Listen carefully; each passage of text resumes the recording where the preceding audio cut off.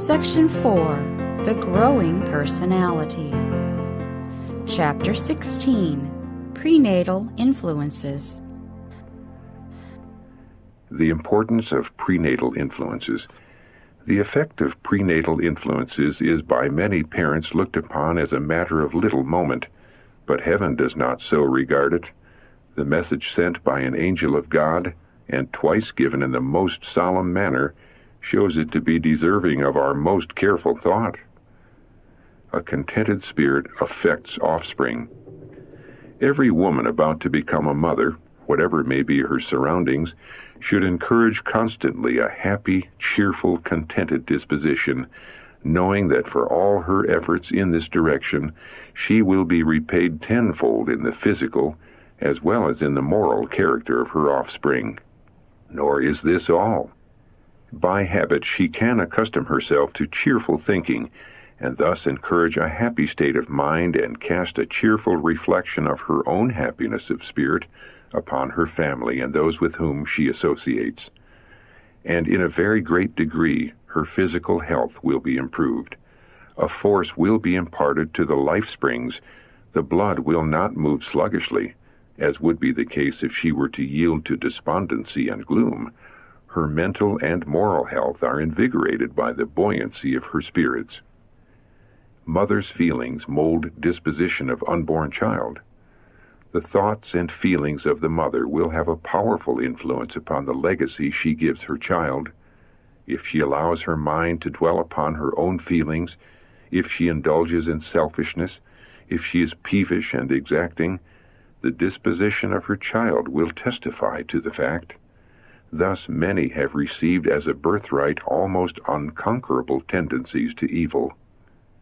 If the mother unswervingly adheres to right principles, if she is temperate and self-denying, if she is kind, gentle, and unselfish, she may give her child these same precious traits of character.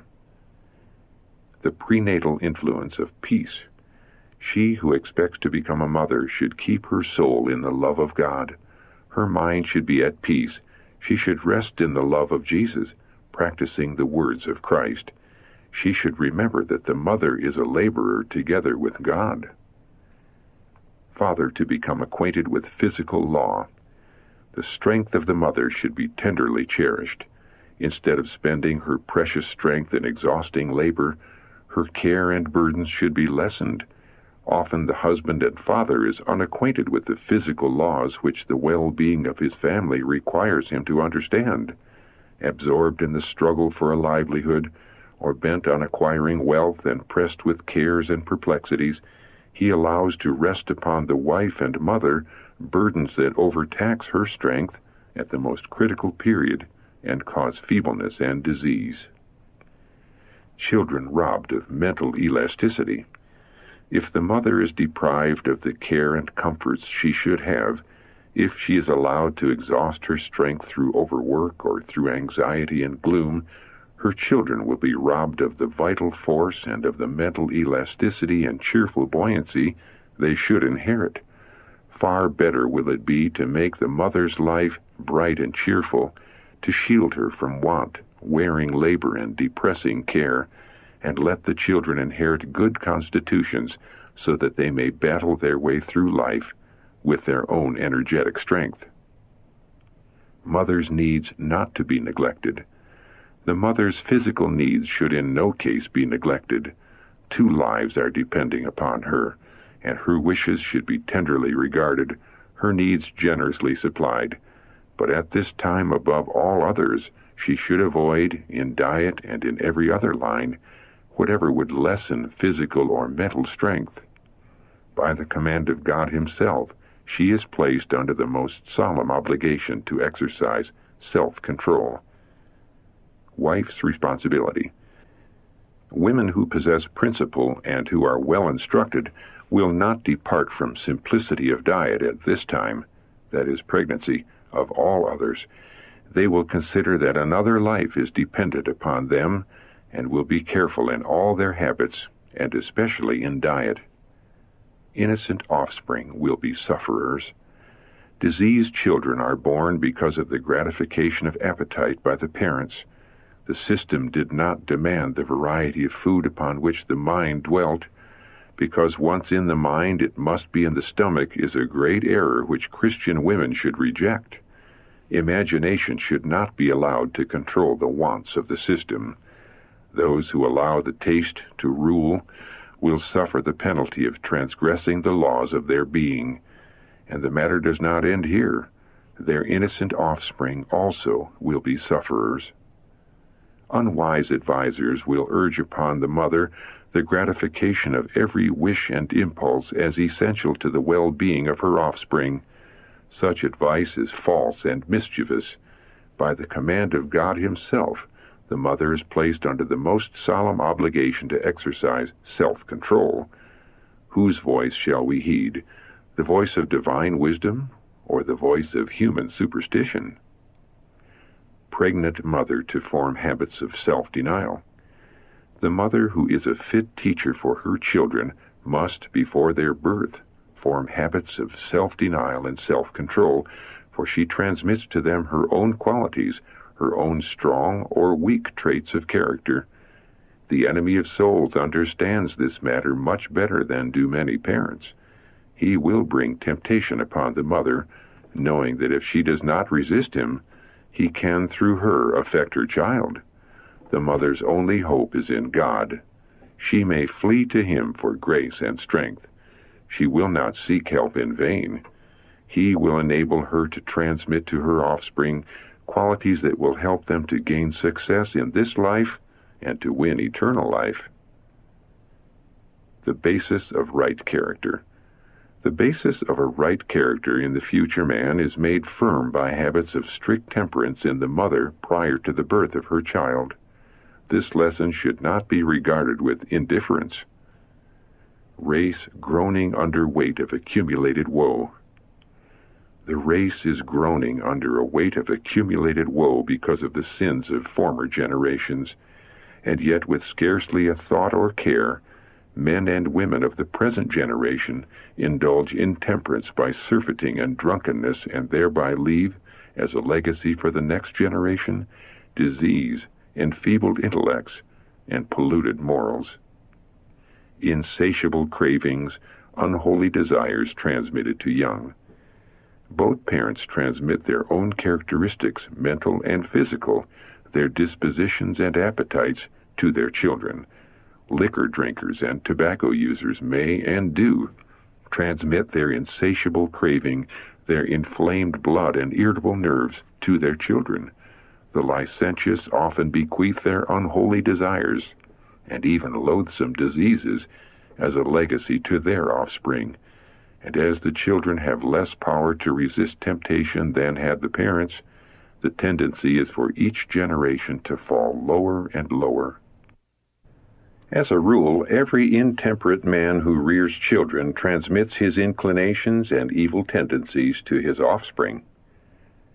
Samson's prenatal life regulated by God. The words spoken to the wife of Manoah contain a truth that the mothers of today would do well to study. In speaking to this one mother, the Lord spoke to all the anxious, sorrowing mothers of that time and to all the mothers of succeeding generations. Yes, every mother may understand her duty. She may know that the character of her children will depend vastly more upon her habits before their birth and her personal efforts after their birth than upon external advantages or disadvantages. God had important work for the promised child of Manoah to do, and it was to secure for him the qualifications necessary for this work that the habits of both the mother and the child were to be so carefully regulated. The child will be affected for good or evil by the habits of the mother. She must herself be controlled by principle and must practice temperance and self-denial if she would seek the welfare of her child. Fathers as well as mothers involved. Fathers as well as mothers are involved in this responsibility, and they too should seek earnestly for divine grace that their influence may be such as God can approve. The inquiry of every father and mother should be, "What shall we do unto the child that shall be born?" By many, the effect of prenatal influence has been lightly regarded. but the instructions sent from heaven to those Hebrew parents, and twice repeated in the most explicit and solemn manner, shows how the matter is looked upon by the Creator. Parents' own stamp given to children. Parents, by indulgence, have strengthened their animal passions, and as these have weakened, the moral and intellectual faculties have become weak. The spiritual has been overborne by the brutish. Children are born with the animal propensities largely developed, the parents' own stamp of character having been given to them. The brain force is weakened, and memory becomes deficient. The sins of the parents will be visited upon their children, because the parents have given them the stamp of their own lustful propensities. Satan seeks to debase minds. I have been shown that Satan seeks to debase the minds of those who unite in marriage, that he may stamp his own hateful image upon their children. He can mold their posterity much more readily than he could the parents, for he can so control the minds of the parents that through them he may give his own stamp of character to their children. Thus, many children are born with the animal passions largely in the ascendancy, while the moral faculties are but feebly developed. Reason should control number of children. Those who increase their number of children, when if they consulted reason, they must know that physical and mental weakness must be their inheritance, are transgressors of the last 6 precepts of God's law. They do their part in increasing the degeneracy of the race and in sinking society lower, thus injuring their neighbor. If God thus regards the rights of neighbors, has he no care in regard to closer and more sacred relationship? If not a sparrow falls to the ground without his notice, will he be unmindful of the children born into the world, diseased physically and mentally, suffering in a greater or less degree all their lives? Will he not call parents to an account, to whom he has given reasoning powers, for putting these higher faculties in the background and becoming slaves to passion, when, as the result, generations must bear the mark of their physical, mental, and moral deficiencies? Diminished energy transmitted.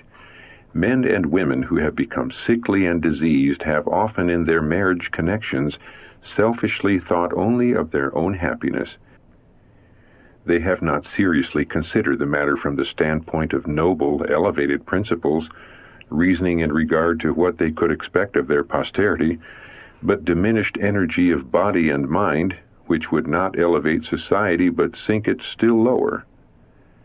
Disease passed from generation to generation. Sickly men have often won the affections of women apparently healthy, and because they loved each other, they felt themselves at perfect liberty to marry. If those who thus entered the marriage relation were alone concerned, the sin would not be so great. Their offspring are compelled to be sufferers by disease transmitted to them. Thus disease has been perpetuated from generation to generation. They have thrown upon society an enfeebled race, and done their part to deteriorate the race by rendering disease hereditary, and thus accumulating human suffering. Age difference a factor. Another cause of the deficiency of the present generation in physical strength and moral worth is men and women uniting in marriage whose ages widely differ. The offspring of such unions, in many cases where ages widely differ, have not well-balanced minds. They have been deficient also in physical strength. In such families have frequently been manifested varied, peculiar, and often painful traits of character. They often die prematurely, and those who reach maturity, in many cases, are deficient in physical and mental strength and moral worth. Thus, a class of beings have been thrown upon the world as a burden to society. Their parents were accountable in a great degree for the characters developed by their children, which are transmitted from generation to generation. God will hold us responsible for prenatal neglect. Women have not always followed the dictates of reason instead of impulse.